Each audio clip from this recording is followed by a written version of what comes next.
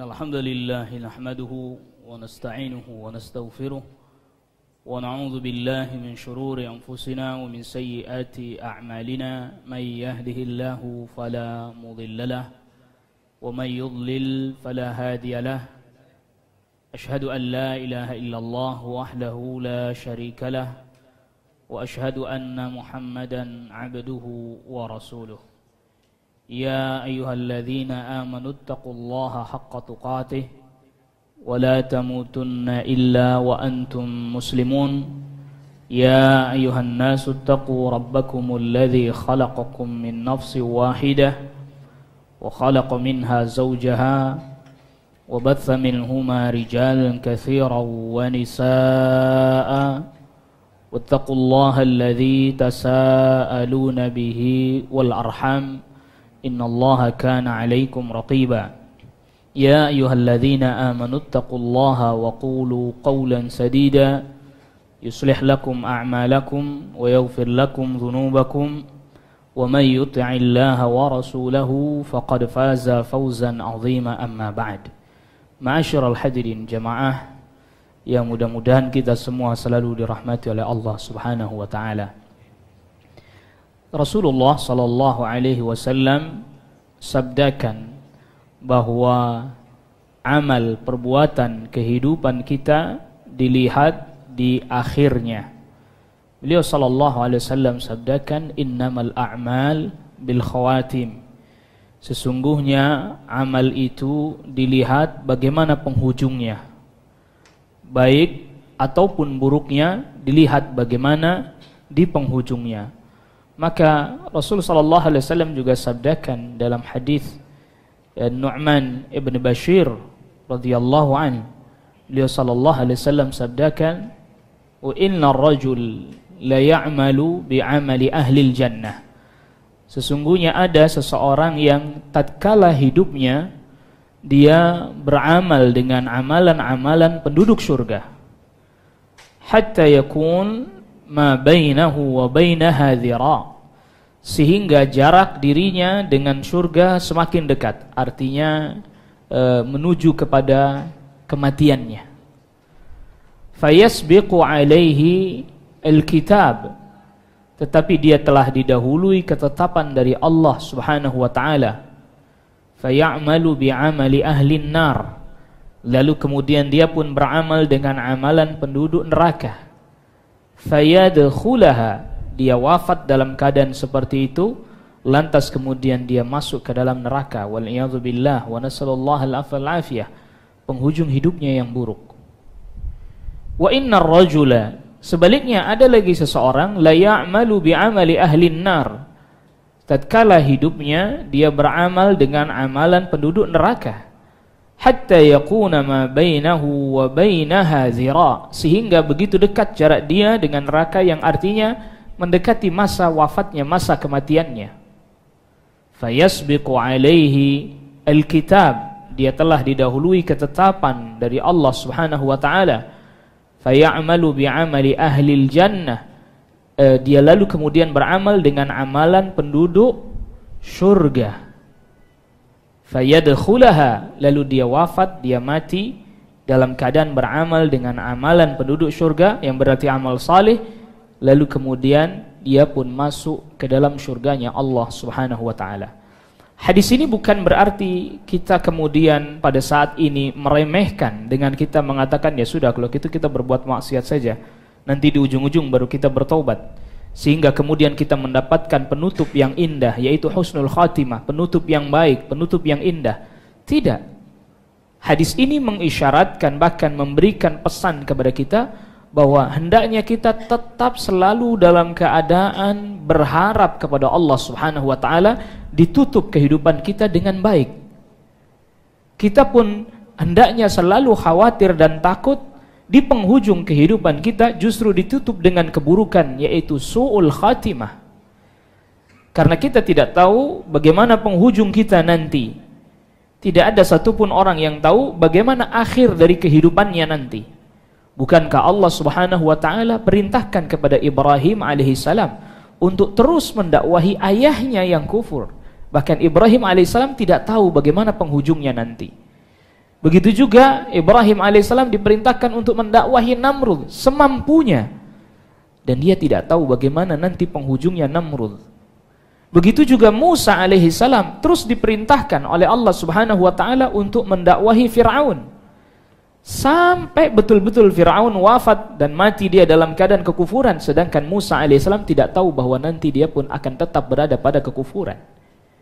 Begitu juga Nabi SAW terus mengajak mendakwahi pamannya Abu Talib, dalam keadaan Nabi tidak tahu SAW bahwa Abu Talib tidak akan pernah beriman sampai wafatnya.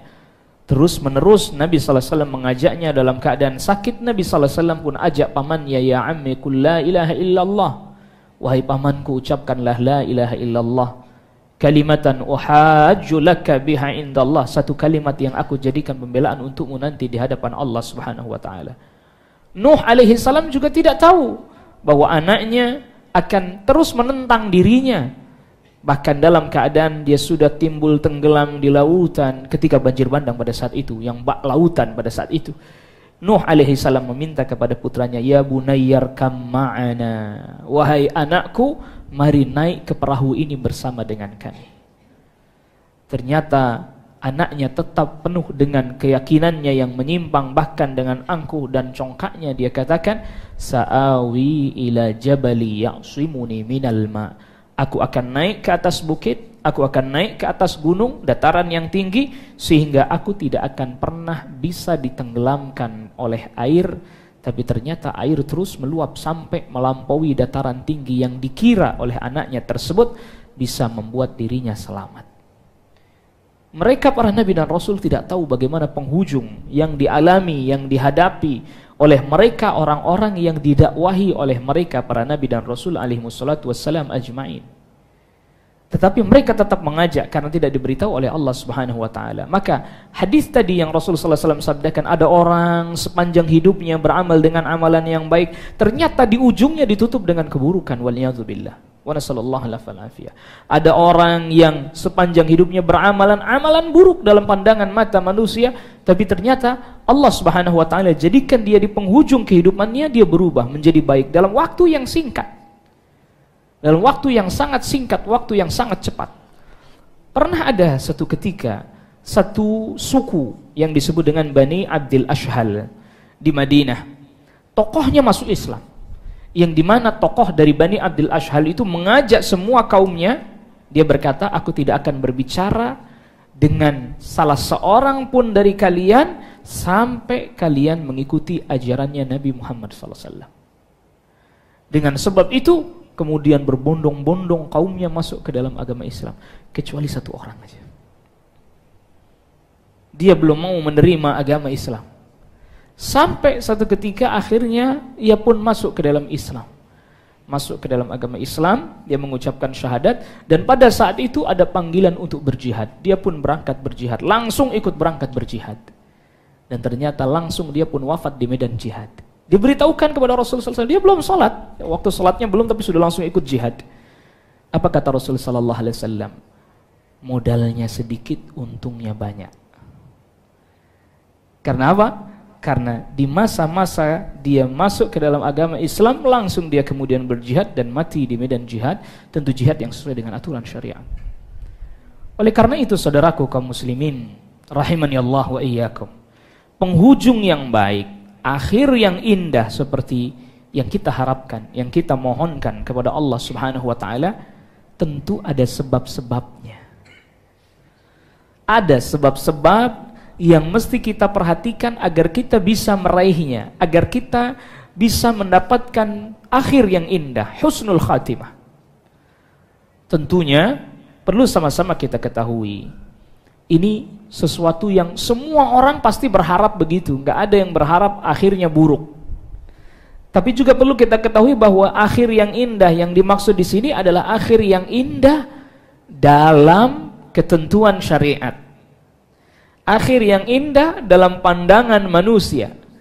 Karena ada orang-orang yang ujungnya akhirnya kayaknya buruk menurut perkiraan dan pendapat kita. Tapi itu justru kebaikan bagi dirinya. Suatu ketika Rasulullah SAW sedang berada di Jabal Nur di Gua Hira bersama dengan beberapa orang sahabat. Ada sahabat Abu Bakar As-Siddiq radhiyallahu an, ada sahabat Umar bin Khattab, ada sahabat Uthman bin Affan, ada sahabat Ali bin Abi Thalib, ada sahabat Az-Zubair bin Al-Awwam, ada sahabat Talha bin Ubaidillah, ada sahabat Sa'ad bin Abi Waqqas. Itu ada beberapa sahabat di situ. Termasuk Abdurrahman bin Auf ada di sana. Lalu kemudian tiba-tiba Jabal Nur ini bergetar. Yang di sana terdapat Gua Hira. Rasul sallallahu alaihi wasallam kemudian sabdakan, "Uthbut Hira, wahai Hira, tenanglah engkau. Fa innahu ma 'alaika illa nabiyyun, sesungguhnya tidak ada yang berada di atasmu pada saat itu kecuali nabi." Itu beliau sendiri, Nabi sallallahu alaihi wasallam. "Au siddiqun," atau orang yang jujur lagi benar dalam hal keimanannya. Para ulama jelaskan yang dimaksud adalah Abu Bakar As-Siddiq radhiyallahu anhu. "Au syahidun," atau orang yang syahid. Sahabat Umar bin Khattab radhiyallahu anhu wafatnya dibunuh oleh seseorang yang bernama Abu Lu'la Al-Majusi dengan pisau yang kemudian di ujungnya seperti ini, bercabang dua gitu, dan telah dibubuhi racun. Ketika mengimami salat subuh, ditikam dari belakang. Tragis. Uthman ibn Affan radhiyallahu anhu juga sama, oleh para pemberontak dikepung di Madinah yang lalu kemudian dibunuh. Tragis. Sahabat Ali bin Abi Thalib radhiyallahu an ketika keluar hendak menunaikan salat subuh, waktu itu tanggal 17 Ramadan, malam pagi hari subuh mau keluar, tiba-tiba Abdurrahman ibn Muljam telah datang dan menghantam tepat di bagian kepalanya sampai mengucurkan darah. Tragis. Dan para sahabat lain juga wafat dalam keadaan yang mungkin menurut pandangan mata tragis. Tetapi tahukah kita, mereka yang wafat dalam keadaan syahid, dan itu adalah husnul khatimah. Jadi ini ukurannya baik atau buruk bukan menurut kacamata kita, bukan menurut pandangan kita. Bisa jadi ada orang kafir begitu membangkang kepada Allah Subhanahu wa taala, tapi apa? Dia wafat di atas tempat tidur yang empuk lagi nyaman. Mungkin menurut sebagian orang ketika melihat hal itu, aduh, akhir yang indah. Oh, tidak. Ditutup kehidupannya dalam keadaan dia kufur kepada Allah Rabbul Alamin. Di sisi yang lain, ya tadi ada orang wafat, terbunuh misalnya, atau bahkan seperti Uwais ibn Amir, wafat tak ada yang mengenalinya, nggak ada yang kenal. Para ulama jelaskan, nggak ada yang kenal ketika ia wafat, tapi di sebelahnya sudah tersedia kain kafan, liang lahat sudah tergali. Orang nggak tahu siapa dia, pokoknya dimandikan, dikafani, disalatkan, kuburkan, sudah tutup, selesai. Dan mereka nggak tahu siapa itu dia. Mungkin untuk sebagian kita tragis sekali kehidupannya. Tapi akhir yang seperti itu, yang nampak di mata manusia seakan-akan tragis, tadi ada yang wafatnya terbunuh, dan seterusnya. Atau misalnya seperti Hamzah ibn Abdul Muttalib radhiyallahu an, pamannya Rasulullah sallallahu alaihi wasallam, yang wafat di medan perang Uhud dalam keadaan dimutilasi, dibelah dadanya, dikeluarkan jantungnya oleh Hindun dan dikunyah olehnya. Tragis. Tragis secara zahir melihatnya. Menurut kita, aduh, kok begitu ya wafatnya. Tapi ternyata itu adalah akhir yang indah. Karena kebaikan atau keburukan tetap ukurannya adalah berdasarkan aturan syariah, bukan berdasarkan apa yang kita mau dan yang kita inginkan. Bahkan Rasulullah sallallahu alaihi wasallam sabdakan ketika ma min mayyitin yaqumu alaihi 40 rajulan la yusyrikuna billahi syai'a illa syafa'ahumullahu fih. Tidaklah seseorang yang dia wafat lalu kemudian ada 40 orang yang menyolati jenazahnya, dan 40 orang ini ahlu tauhid yang tidak menyekutukan Allah Subhanahu wa taala. Jadi ini bukan bicara soal kuantitasnya 40, banyak sedikitnya, bukan. Tapi mereka yang ikut menyolati itu adalah ahlu tauhid yang tidak menyekutukan Allah dengan sesuatu apapun. melainkan Allah Subhanahu wa taala berikan syafaat kepada jenazah itu sebab doanya 40 orang ini tadi. Ini pertanda bahwa ketika seseorang dia wafat kemudian dalam keadaan yang baik, lalu kemudian dia disolati oleh 40 orang dari ahli tauhid.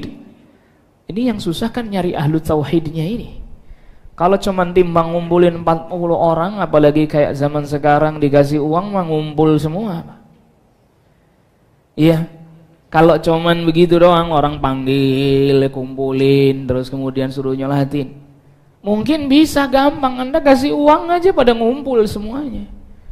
Tapi masalahnya ini ahlu tauhid atau bukan? Termasuk kitanya juga, apakah kita juga diberikan oleh Allah Subhanahu wa taala kemampuan untuk mengucapkan kalimat tauhid menjelang kita wafat? Padahal Rasul sallallahu alaihi wasallam sabdakan, "Man kana akhiru kalamihi la ilaha illallah." Siapa orang yang akhir dari perkataannya la ilaha illallah, dakhalal jannah, maka dia masuk ke dalam surganya Allah Rabbul Alamin. Mengucapkan di akhir kehidupan, di penghujung kehidupan, dia ucapkan kalimat tauhid la ilaha illallah. Tentunya dia orang yang mengerti dengan makna kalimat itu. Dia termasuk orang yang berusaha untuk mengamalkan apa yang menjadi konsekuensi dari kalimat tauhid itu. Dia pun berusaha untuk mencintai kalimat tauhid dan orang-orang yang mengucapkan kalimat tauhid itu. Yang dengan sebab itu Allah Subhanahu wa taala anugerahkan, berikan dia di penghujung hidupnya dia ucapkan kalimat la ilaha illallah. Maka oleh karena itu saudaraku kaum muslimin, jamaah rahimani Allah iyyakum, Rasul sallallahu alaihi wasallam ingatkan kepada kita agar kita mengingat saat-saat itu. Agar kita selalu mempersiapkan diri untuk menghadapi saat-saat akhir itu. Beliau sallallahu alaihi wasallam sabdakan, "Aktsiru min dzikri hazimil ladzat." Perbanyaklah kalian mengingat perkara yang menghancurkan kelezatan-kelezatan, itu kematian. Karena memang disitulah yang menentukan. Di situ yang menentukan ditutup dengan apa kehidupan kita, dengan kebaikankah atau dengan keburukan. Sehingga dengan mengingat itu membuat kita menjadi waspada dan berhati-hati. Ini salah satu obat bagi setiap kelalaian yang menghampiri dan mendatangi kita. Sehingga tatkala kita berbuat kemaksiatan, teringat itu, langsung kita berusaha menghentikan. Kenapa? Khawatir kita sedang melakukan kemaksiatan itu sedangkan Allah Rabbul Alamin tutup kita sedang dalam keadaan seperti itu. Hina di dunia, apalagi di akhirat. Mungkin apabila Anda mendengar satu informasi, satu berita, si fulan wafat dalam keadaan berjudi, pasti kita merasa Allahu Akbar, na'udzubillah. Jangan sampai kita dalam keadaan kayak begitu. Kita dapat kabar informasi, waliyadzubillah, si fulan wafat dalam keadaan sedang berzina, waliyadzubillah, wa nasallallahu al-afiyah. Dibuka aibnya oleh Allah Jalla wa'ala. Mungkin selama ini nggak ketahuan, nggak kelihatan. Dibuka aibnya tatkala menjelang kematiannya. Si fulan misalnya wafat dalam keadaan sedang mencuri, tertangkap tangan lalu dia wafat. Nasallallahu al-afiyah. Sungguh sesuatu yang hina. Kita nggak bakal mau deh yang kayak begitu, nggak bakalan mau itu. Tentu kita ingin ketika Allah Jalla wa'ala wafatkan kita dalam keadaan sedang mengerjakan ketaatan ibadah. Itu saja, ini yang perlu diperhatikan. Itu saja, saudaraku kaum muslimin rahimani Allah wa iyyakum. Itu saja belum tentu menjamin bahwa kita wafatnya husnul khatimah. Ketika seseorang wafat dalam keadaan mengerjakan ketaatan ibadah kepada Allah Subhanahu wa taala, belum tentu dia itu dalam keadaan husnul khatimah. Kita yang ngelihat itu husnudzan. Makanya nggak boleh kita memastikan dia pasti husnul khatimah. Kita ketika ngelihat ada orang wafat dalam keadaan ibadah ketaatan kepada Allah Rabbul Alamin, kita wajib berhusnudzan. Berdasarkan apa yang kita lihat, fulan mudah-mudahan kita juga wafat dalam keadaan ibadah seperti itu. Berbaik sangka, mudah-mudahan dia betul-betul dalam keadaan husnul khatimah. Sebab apa? Sebab dalam hadis yang lain redaksinya hampir mirip seperti riwayat yang dibawakan oleh sahabat Abdullah bin Mas'ud tadi diriwayatkan Imam Muslim tentang orang yang beramal dengan amalan penduduk surga. Ada tambahan dalam riwayat yang lain, fima yabdulin nas.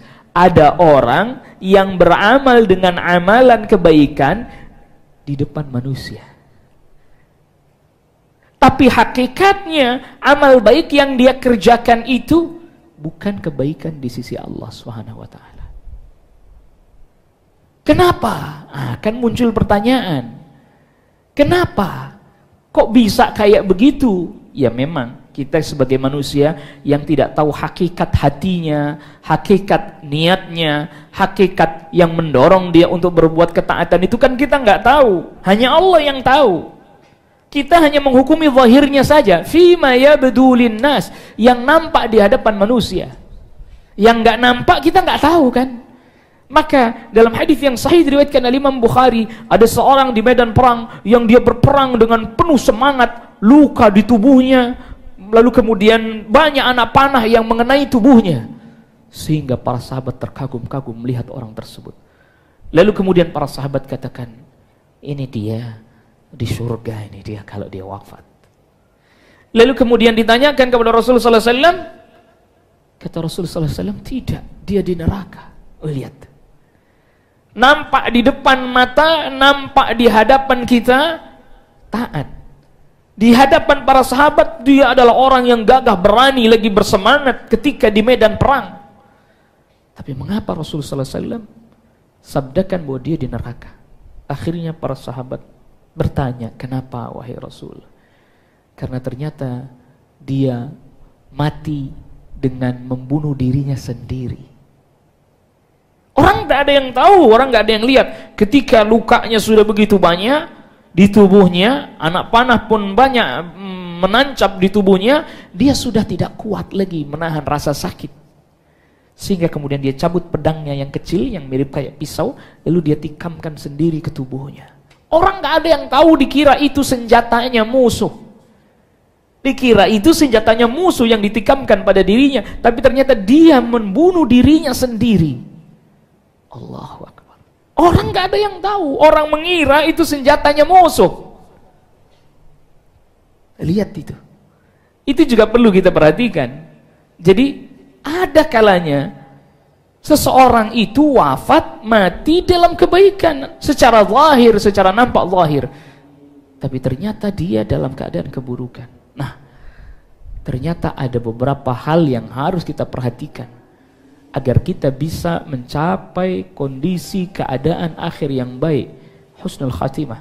Yang pertama adalah memperbaiki keyakinan, akidah kita. Memperbaiki keyakinan kita, akidah kita. Kenapa demikian? Sebab tadi ada orang wafat bisa jadi ketika dia sedang salat. Ada orang wafat bisa jadi ketika dia sedang bersedekah. Ada orang wafat bisa jadi ketika dia sedang membaca Al-Quran. Tapi tatkala dia memiliki akidah dan keyakinan yang menyimpang, sedangkan dia belum bertobat darinya, dan dia telah tahu bahwa itu keliru lagi salah, sedangkan dia tidak mau bertobat darinya, bahaya. Kematiannya nampak pada zahir kita itu baik, tapi hakikatnya dia buruk. Nampak baik. Makanya misalnya Anda lihat ada orang-orang yang kufur kepada Allah Subhanahu wa taala, tapi dia dermawan. Anda dapati ada orang yang kufur, jelas kufur. Dia dermawan, sangat dermawan, sampai matinya pun dalam keadaan sedang berbuat kebaikan sosial misalnya, tapi kufur. Apa yang terjadi? Apa kita katakan dia husnul khatimah? Pasti kita jawab tidak. Pasti kita jawab tidak. Karena apa? Karena dia kufur. Ya, karena dia kufur. Karena dia berbuat kekufuran, yang kufurnya itu dosanya lebih besar dibandingkan segala kebaikan yang telah dia tampakkan dan dia lakukan. Dan sirna semuanya kebaikan itu. Maka Allah Subhanahu wa taala firmankan, "Walau asyraku lahabita anhum ma kanu ya'malun." Kalau mereka menyekutukan Allah, mereka orang-orang yang menyekutukan Allah, niscaya sirna semua amal mereka. Para nabi dan rasul aja diancam itu. Ayat sebelumnya menyebutkan para nabi dan rasul. Kalau mereka para nabi dan rasul, mereka yang menyekutukan Allah, amar mereka pun sirna. Apalagi yang selain para nabi dan rasul. Pasti nggak ada yang katakan dia husnul khatimah. Orang kufur, wafat dalam keadaan kebaikan secara zahir, bersedekah misalnya atau berderma sosial, mengobati orang-orang yang sakit misalnya, lalu dia wafat dalam keadaan seperti itu, tetap kita katakan dia buruk kematiannya. Kenapa? Karena keyakinannya yang kufur itu. Maka oleh karena itu yang pertama, bagi mereka yang hendak dan selalu berharap ingin bisa husnul khatimah, perbaiki akidahnya, perbaiki keyakinannya kepada Allah Subhanahu wa taala. Sebab apa? Amal soleh bisa nggak diterima karena keyakinan kita yang rusak, lagi buruk. Makanya pernah ditanyakan kepada sahabat Abdullah bin Umar radhiyallahu anhuma, ketika ada orang dari Basrah bertanya kepada sahabat Abdullah bin Umar, di kampung kami ada orang yang baca Quran, salat, puasa, dan seterusnya, sama dengan kami. Tapi satu saja yang berbeda, mereka mengingkari takdir. Apa kata Abdullah ibn Umar? Idza laqita ulaika fa'alimhum anni bari'um minhum wa hum bara'u minni. Kalau engkau berjumpa dengan mereka, kasih tahu mereka bahwa aku berlepas diri dari mereka dan mereka berlepas diri dariku. Walau anna ahadum anfaqa mithla Uhudin dhahaba, kalau seandainya salah seorang di antara mereka menginfakkan emas sebesar gunung Uhud, ma qabilahu Allah minhu hatta yu'mina bil qadar. Allah nggak akan terima itu darinya sampai dia beriman kepada takdir. Jadi ada orang beramal saleh tapi mengingkari takdir, sia-sia amalnya, sirna amalnya. Kalaulah dia wafat masih belum bertaubat dari hal tersebut, sedangkan dia sudah tahu, sudah dapat informasinya, sudah dapat kabar kepadanya, hujjah sudah disampaikan kepadanya, dia masih bersikeras, wafat dalam keadaan seperti itu, maka wafatnya bukan husnul khatimah. Wafatnya bukan dalam keadaan husnul khatimah. Ini yang pertama. Maka penting sekali, maka para ulama mementingkan betul, memberitahukan kepada kita betul agar kita selalu berusaha untuk memperbaiki keyakinan dan akidah kita. Yang kedua, agar kita kemudian berusaha selalu mengingat akhirat, sehingga kecintaan kita kepada dunia semakin menipis sedikit demi sedikit, bukan hilang sama sekali. Karena memang Allah Subhanahu wa taala jadikan kita kepada hal-hal yang menyenangkan. Zuyyina lin-nas hubbus syahawat minan nisa wal banin wal qanatiril muqantarati minadh dhahabi wal fidda wal khailil musawwamati wal an'ami wal harth, dzalika mata'ul hayatid dunya wallahu 'indahu husnul ma'ab. Dihiasi bagi manusia senang kepada hal-hal yang memang menyenangkan. Punya istri, punya anak, punya harta yang berlimpah, emas, perak, kemudian kuda-kuda yang bagus, lagi indah, sekarang mobil kendaraan. Lalu kemudian hewan ternak, sawah, ladang, itu semuanya kesenangan kehidupan dunia. Semua orang pasti senang akan hal itu. Tapi bagaimana kemudian meminimalisirnya, sehingga kemudian bukan dia yang menguasai kita, bukan dia yang kemudian menguasai diri kita dan hati kita.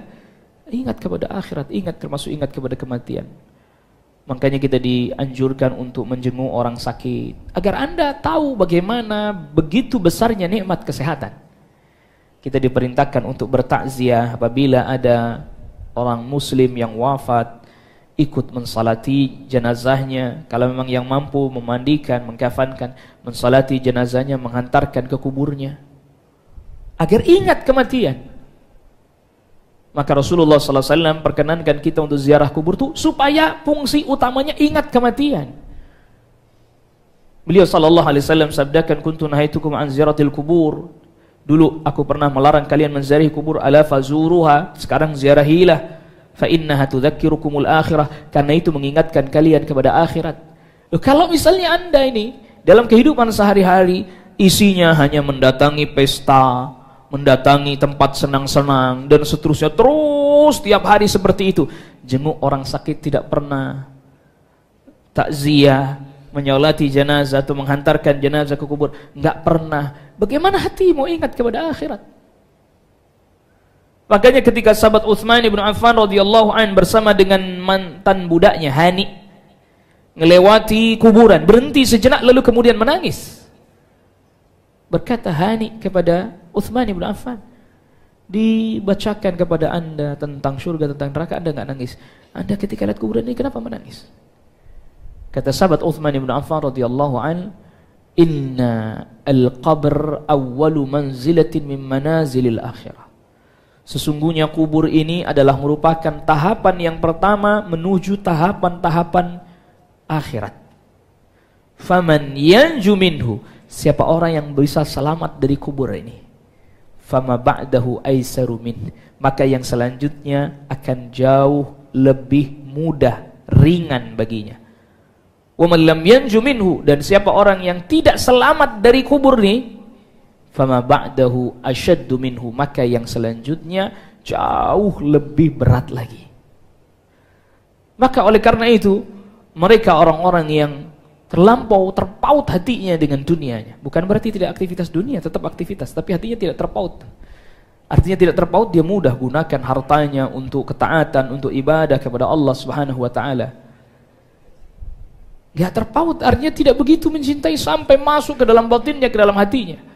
Sehingga kemudian Anda tahu, seseorang itu akan semakin berat meninggalkan kehidupan dunianya ketika hatinya sangat terpaut dengan dunia.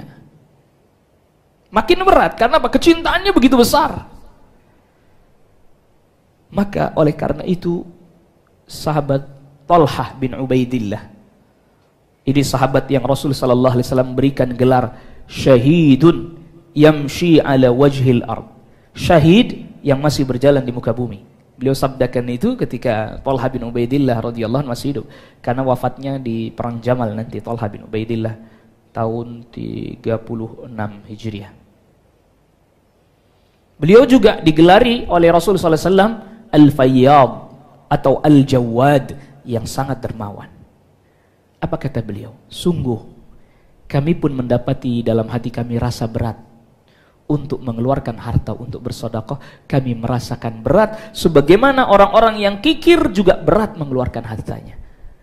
Walakinnana natasabbaru, tapi kata sahabat Talha bin Ubaidillah, tapi kami berusaha selalu untuk melawannya sehingga kami pun tetap mengeluarkan harta kami.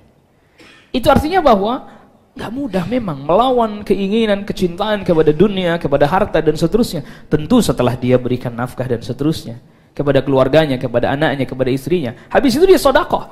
Dan dia pun mendapati satu keadaan di mana tatkala bersedekah rasanya berat, rasanya nggak mudah gitu, nggak gampang. Tapi mereka terus berusaha melakukan hal itu sampai kemudian rasa itu menjadi ringan. Caranya dengan mengingat kematian dan juga dengan mengingat akhirat.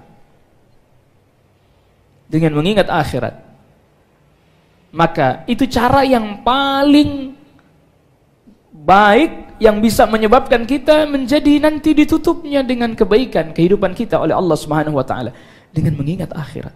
Kebaikan-kebaikan yang akan diterima, berbagai macam kenikmatan yang akan diterima. Memang tidak mudah menghadirkan itu. Memang tidak mudah menghadirkan hal itu di dalam hati kita. Mesti ada orang yang berkata, Ustaz, kita kan manusia hidup di dunia, ngelihat ini, apa yang kita lihat itulah yang kemudian tertanam dalam hati kita. Betul. Kita tidak pungkiri itu. Kita tidak katakan bahwa manusia tidak menyukai hal itu.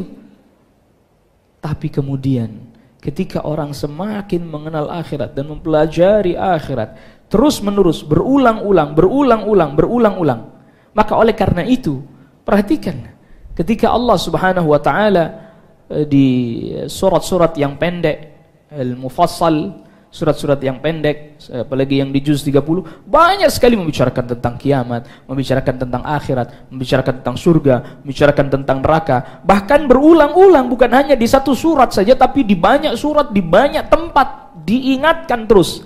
Agar supaya apa? Agar supaya hati manusia begitu rindu kepada tempat tinggalnya yang pertama, yang dahulu sempat ditinggalkan oleh Nabi Adam alaihissalam, yaitu surganya Allah Rabbul Alamin.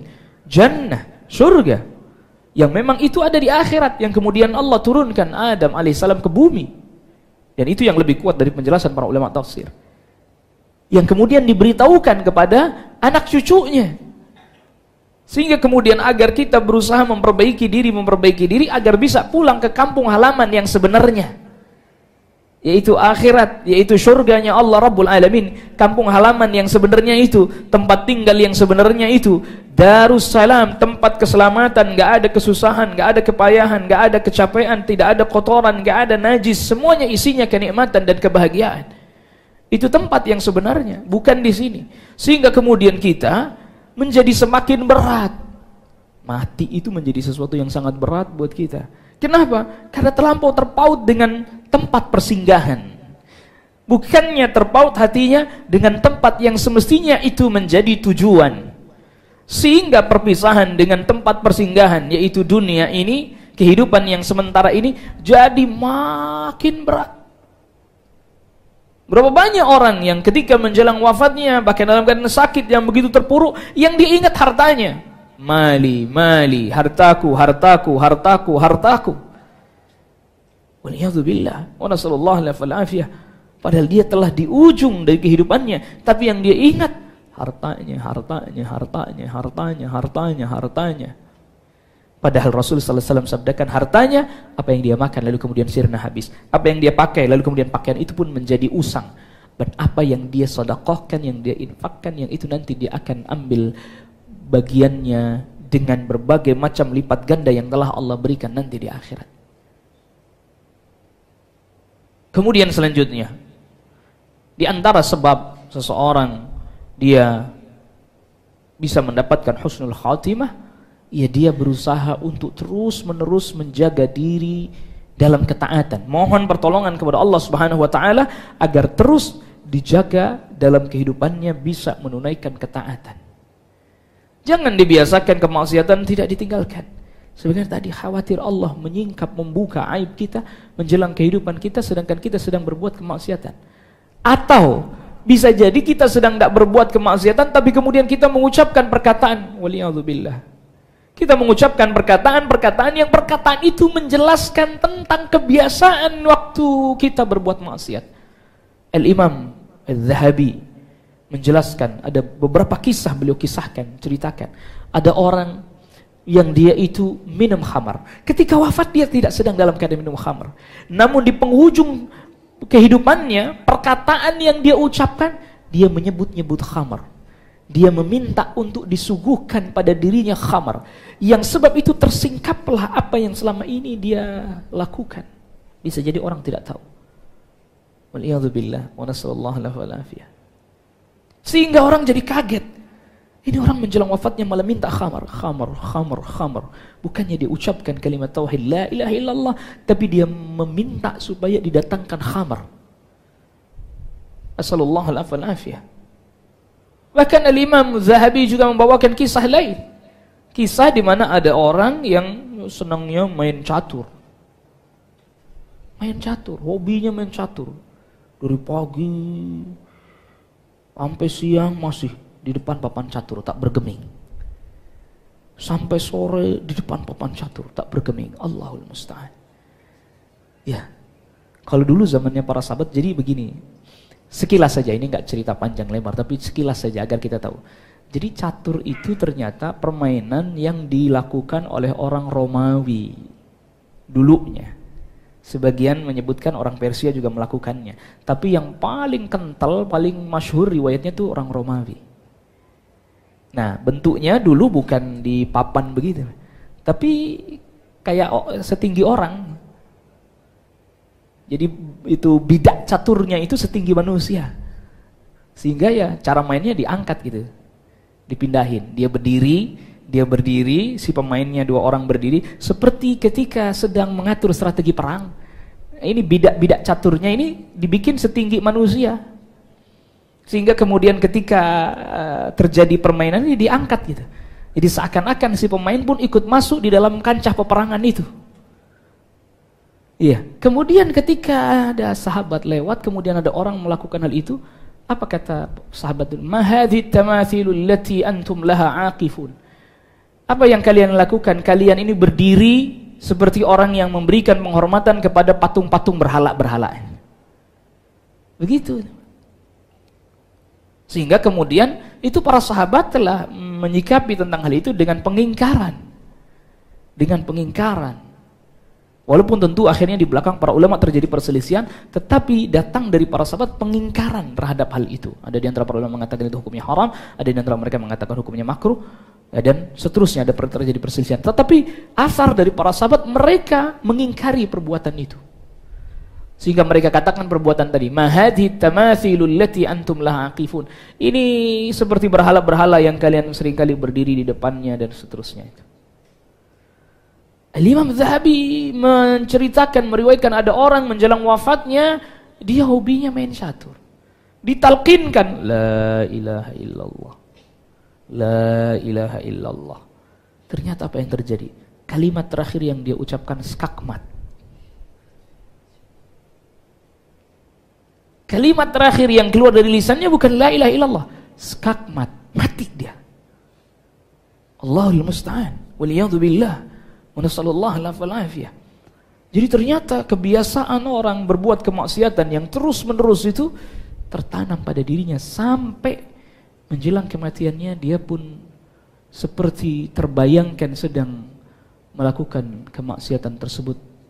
Waliyadzubillah wa nasallallahu alafal afiyah.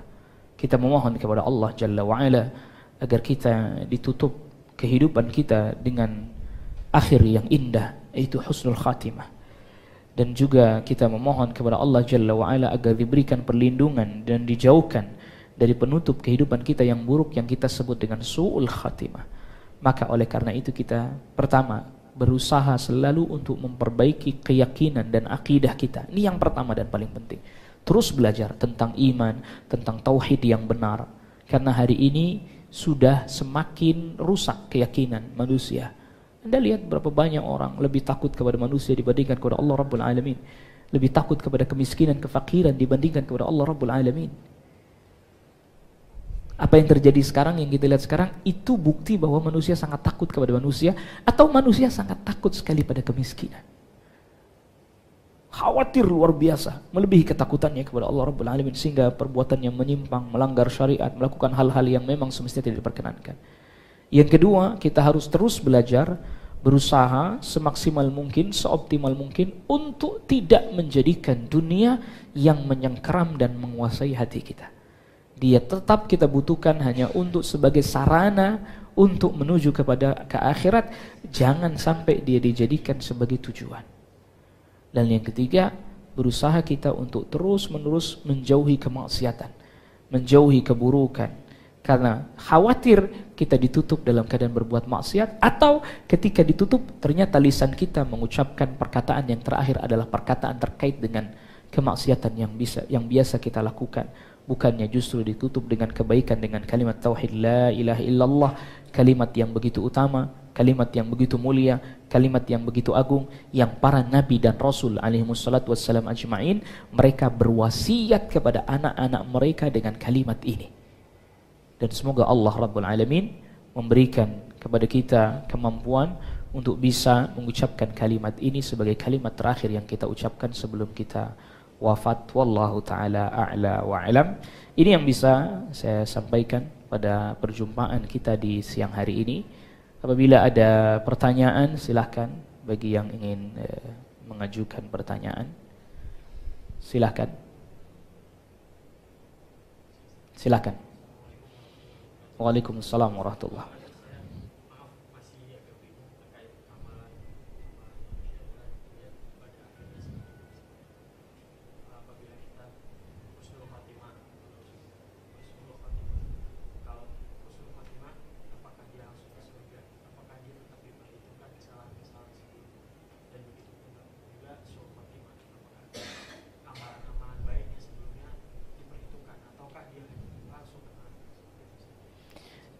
Iya, jadi ini pertama yang perlu kita fahami tadi itu penutup yang baik yang kita harapkan. Sebab dengan penutup yang baik itu menjadi pertanda kebaikan untuk selanjutnya. Bukan berarti otomatis dia langsung bisa masuk ke dalam surganya Allah Rabbul Alamin.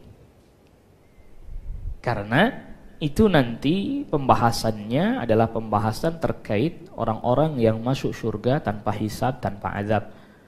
Mereka yang betul-betul bertauhid kepada Allah Subhanahu wa taala, dan niscaya mereka husnul khatimah gitu. mereka orang-orang yang masuk surga tanpa hisab, tanpa azab, itu mereka betul-betul bertauhid kepada Allah Subhanahu wa taala, niscaya mereka husnul khatimah. Tapi tidak setiap orang yang husnul khatimah bisa mencapai kedudukan seperti mereka. Tapi itu merupakan pertanda kebaikan gitu loh. Iya, diharapkan dengan husnul khatimahnya itu menjadi pertanda kebaikan buat dia. Karena apa? Ya kalau memang dia ada maksiat yang dia belum tobat dari maksiat tersebut, dosa besar yang Allah nggak ampuni, ya dia akan diazab dulu. Tetap itu. Tapi husnul khatimah itu menjadi pertanda yang baik buat orang tersebut. Yang sangat kita berbaik sangka bahwa yang selanjutnya, yang setelahnya, dia akan mendapatkan kemudahan-kemudahan, kebaikan-kebaikan dari Allah Subhanahu wa taala. Sebagaimana tadi yang sahabat Utsman bin Affan radhiyallahu anhu katakan, kubur nih. Ini tahapan pertama. Maksudnya kan Anda mau masuk situ mati dulu kan tadi. Maka itu tanda baik, mudah-mudahan kan kita nggak tahu selanjutnya. Tapi hukum Allah tetap berlaku. Soal dia punya kesalahan dan maksiat, apakah nanti Allah akan hisab, itu semuanya nanti Allah Rabbul Alamin akan proses itu semuanya. Kecuali yang telah disebutkan di dalam dalil, mereka tidak terproses, masuk surga tanpa hisab, tanpa azab, seperti yang tidak kita disebutkan.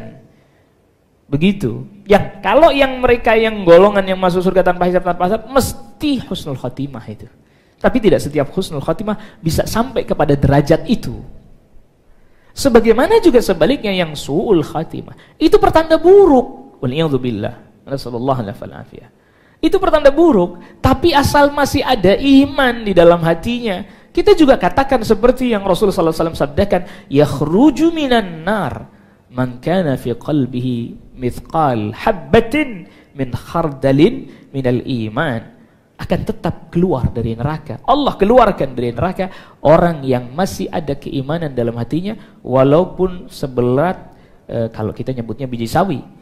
Ya, kalau khardal ya semacam bijian yang kecil gitu. Kalau kita nyebutnya biji sawi. Asal masih ada keimanan, tetap Allah Subhanahu wa taala akan angkat. Namun ketika dia wafatnya misalnya dalam maksiat, masih ada iman, tentunya kita tidak katakan serta-merta dia kufur. Kita tidak serta-merta katakan dia kufur dan pasti dia di neraka selama-lamanya. Tidak. Tidak. Asal masih ada iman, tetap kita katakan nantinya Allah Jalla wa'ala akan mengangkatnya. Namun juga kita kan nggak tahu bagaimana proses yang akan dia alami. Tapi setidaknya su'ul khatimah itu menjadi pertanda buruk buat dia. Gitu. Jadi bukan berarti memastikan. Kan tadi saya katakan, ini bukan bab soal memastikan, bukan. Ya kalau soal yang memastikan itu Rasulullah sallallahu alaihi wasallam yang punya hak itu. Kita kan tidak tahu. Kita hanya menghukumi dari yang zahir, dari yang nampak saja. Sudah itu kita hukumi. Dan itu supaya husnul khatimah, su'ul khatimah itu supaya menjadi peringatan dan pelajaran bagi kita yang masih hidup. Ya supaya jadi peringatan, jadi pelajaran bagi kita yang masih hidup. Makanya kemudian ketika kita melihat hal itu kita jadi khawatir. Ketika kita melihat orang yang wafatnya husnul khatimah baik, kita jadi kepingin seperti itu. Ketika kita melihat orang ada wafat su'ul khatimah, kita pun mohon perlindungan kepada Allah Subhanahu wa taala agar tidak seperti itu. Jadi setidaknya itu menjadi pertanda. Namun bukan berarti kemudian yang husnul khatimah udah pasti kemudian dijamin masuk surga tanpa dihisab dan seterusnya. Tidak. Sebagaimana orang yang su'ul khatimah pasti di neraka selama-lamanya. Tidak, kalau dia memang muslim, kalau memang dia mukmin masih ada imannya, tidak, masih diangkat. Sebagaimana hadis-hadis yang lain menyebutkan tentang hal itu. Jadi ini su'ul khatimah atau husnul khatimah ini dilihat juga berapa beratnya. Makanya tadi saya katakan perbaikan akidah. Karena kalau yang rusak akidahnya bahaya nih, fatal. Bisa kalau memang sampai melenceng sampai pada kekufuran, penyimpangan, bahaya, bisa sampai pada di neraka selama-lamanya walaupun zahirnya masih Islam. Kalau sampai level itu ya su'ul khatimahnya. Nah ini makanya di awal saya katakan orang kan banyak beranggapannya bahwa yang namanya su'ul khatimah itu dia berbuat maksiat, wafatnya. Iya betul itu bagian su'ul khatimah. Tapi itu tidak sefatal mereka yang menyimpang dari sisi keyakinan dan akidah. Sedangkan hari ini, naudzubillah, nasallallahu alaihi wasallam, penyakit nifak telah menyebar di mana-mana. Orang Islam ngomongnya tentang Islamnya sendiri semaunya. Orang Islam bicara tentang Al-Qur'annya semaunya sendiri. Itu bahaya itu. Dia belum bertobat, misalnya dia meyakini Al-Qur'an itu ada perubahan. Sudah tidak lagi murni, tidak lagi valid dan seterusnya. Dia salat bisa jadi, dia bahkan dermawan lagi baik, tapi dia mati, su'ul khatimahnya sudah pada level yang berat itu. Levelnya berat. Kita tidak memastikan, tapi kalau dia belum bertobat dari itu, berat, karena itu bisa menyebabkan dia kekufuran, jatuh pada kekufuran. Makanya tidak main-main ini kalau bab akidah, bab keyakinan. Ini enggak main-main. Bisa jadi wafatnya kayaknya sedang dalam keadaan baik, tapi hakikatnya karena akidahnya dan keyakinan yang rusak, yang itu bisa mengantarkan dia pada kekal di neraka. Makanya orang mukmin hati-hati bicara, apalagi tentang agama, tentang Islam, tentang Al-Quran, tentang sunnah Nabi. Hati-hati. Tidak boleh sembarangan bicara tentang itu. Yang kemudian itu akan bisa menyebabkan kekufuran pada dirinya, jatuh dia pada kekufuran. Walaupun nampak luar masih seperti orang Islam, tapi hakikatnya, batinnya kufur. Karena telah muncul penyakit nifak dengan kemunafikan yang besar dalam hatinya. Itu. Jadi kita tidak katakan bahwa yang husnul khotimah otomatis langsung masuk surga, yang su'ul khotimah otomatis kemudian di neraka, asalkan masih ada imannya. Maka tadi itu bertingkat-tingkat. Saya sebutkan itu bertingkat-tingkat. Yang pertama itu akidahnya yang baik. Yang kedua bagaimana dia melawan kecintaan kepada dunia yang berlebihan. Yang ketiga maksiat-maksiat yang lain baru itu. Gitu. Tapi kalau yang pada level akidah bahaya ini. Bahaya. Maka para ulama ingatkan tentang masalah akidah begitu tegas, begitu jelas, karena kalau kita wafat dalam keadaan memiliki keyakinan yang menyimpang, bahaya. Bahaya. Sangat berbahaya. Karena itu bisa menyebabkan orang jatuh pada kekufuran. Seperti tadi yang Abdullah bin Abbas katakan, kalau mereka berinfak emas sebesar gunung Uhud, Allah gak akan terima sampai beriman kepada takdir. Itu berarti kan bahaya, gak main-main itu. Iya, bahaya. Kita tidak pastikan begitu, namun itu menjadi satu pertanda yang hendaknya kita juga mengambil pelajaran dan juga memperhatikan dari tanda-tanda yang nampak pada diri kita atau pada orang yang ada di sekitar kita. Wallahu ta'ala ala wa alam. Ya. Waalaikumsalam warahmatullahi wabarakatuh. Pertama, tadi disebutkan bahwa ada orang-orang yang masuk surga tanpa hisab, tanpa azab. Iya. Mohon dijelaskan sedikit. Yang kedua, tentang su'ul khotimah ini kayaknya berat banget nih, Ustaz. Karena tadi bahwa kubur adalah manzilah pertama dari akhirat gitu ya, Ustaz. Sedangkan kita ada hadis-hadis lain gitu yang orang diazab kubur karena percikan air seninya gitu. Iya. Ini bisa nggak ngantar kita ke su'ul khotimah juga? Iya. Baik. Yang pertama tentang orang-orang yang masuk surga tanpa hisab, tanpa azab, dalam hadis yang diriwayatkan oleh Imam Bukhari dari sahabat Abdullah bin Abbas radhiyallahu anhuma, Rasulullah SAW sebutkan ada 70.000 orang dari umatnya Nabi SAW masuk surga tanpa hisab, tanpa azab.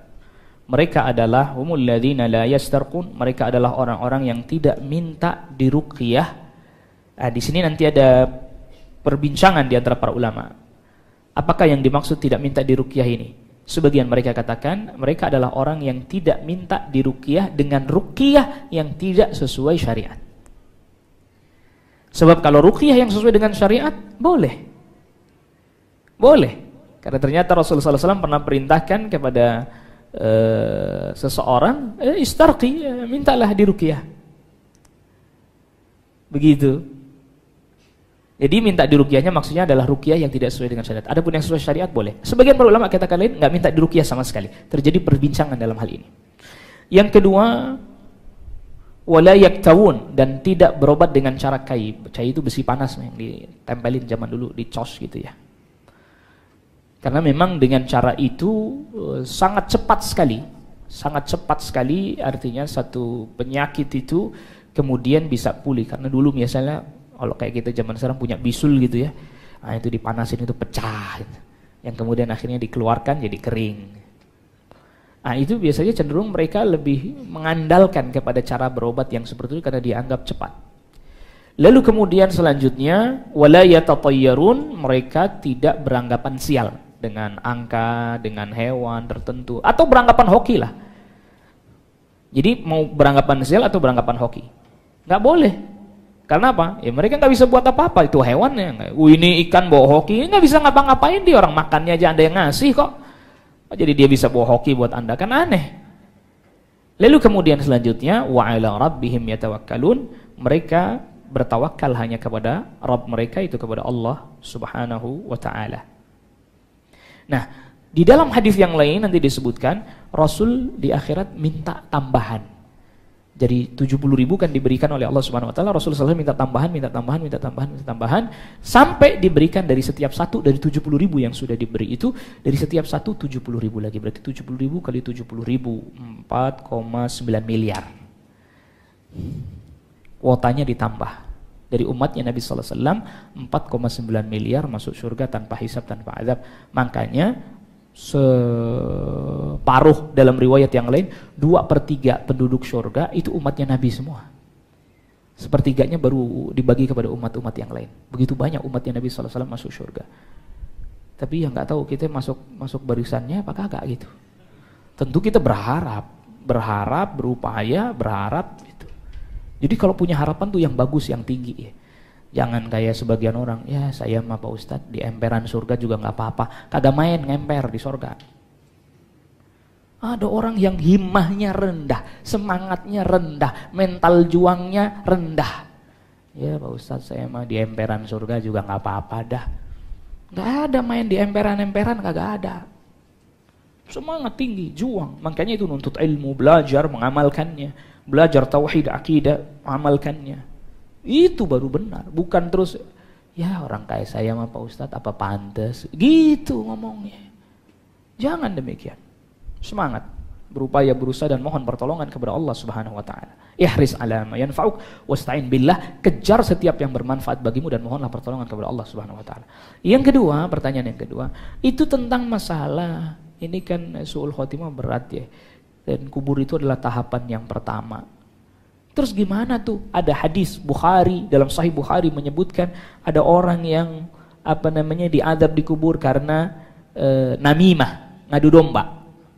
Yang satu lagi karena dia itu tadi istinja, kagak bersih, percikannya kena dan seterusnya. Perlu kita jawab bahwa orang-orang mukmin yang memiliki dosa seperti yang disebutkan di dalam hadis ini. Nanti ada beberapa hadis lain menyebutkan dosa-dosa seperti zina juga. Itu menjadi sebab azab kubur. Bertingkat-tingkat mereka. Tetap kena azab kubur. Bedanya dengan orang kafir, kalau orang mukmin dia punya maksiat lalu diazab di kuburnya, dia masih bisa mendapatkan keringanan azab kubur atau bahkan diangkat dan dihilangkan darinya sama sekali. Tapi kalau orang kafir, tadi misalnya ada orang kafir zina dan seterusnya, itu azab kuburnya kagak bakalan diangkat oleh Allah Subhanahu wa taala sampai hari kiamat, enggak bakalan. Tapi kalau orang mukmin masih bisa diangkat. Buktinya apa? Rasul sallallahu alaihi wasallam ketika melewati kubur itu kan diambil 2 pelepah kurma, dipatahin lalu ditancapkan sambil Rasul sallallahu alaihi wasallam berdoa. Kata Rasul sallallahu alaihi wasallam sabdakan la'allahu yukhaffafu anhuma. Mudah-mudahan azabnya diringankan. Azabnya diringankan. Jadi bisa jadi ada orang dia husnul khotimah tapi tetap kena azab kubur gitu loh. Gitu. Karena ada dosa yang kayak tadi dia lakukan yang memang itu menyebabkan dia itu tadi. Namun nanti kalau di akhirat ya tapi bisa diringankan dia. Doanya orang-orang mukmin, apalagi doa keluarganya, permohonan ampun, itu bisa menyebabkan itu diringankan. Ya, itu bisa menyebabkan diringankan. Makanya Anda tahu nggak? Setiap kita sholat, kita doain orang mukmin semuanya. Assalamualaikum wa ala ibadillahis sholihin, semuanya. Tiap sholat kita doa itu, Anda sadar atau enggak? Dengan sebab itu, kita bisa diringankan azab kubur dari orang-orang mukmin yang mereka memiliki kesalahan ataupun dosa atau maksiat yang menyebabkan dia mendapatkan siksa di dalam kuburnya. Allah Ta'ala alam. Makanya itu tadi, ada kubur aja itu sudah ngeri. Bagaimana ada akhirat, bagaimana di neraka.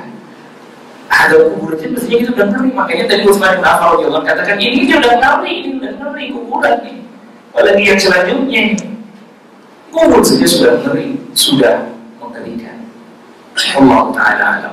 Ini yang bisa kita bahas pada pertemuan kita kali ini. Wassallallahu ala nabiyina Muhammadin wa alihi washabihi wasallam tasliman katsiran. Subhanakallahumma wa bihamdika asyhadu an la ilaha illa anta astaghfiruka wa atubu ilaik. Assalamualaikum warahmatullahi wabarakatuh.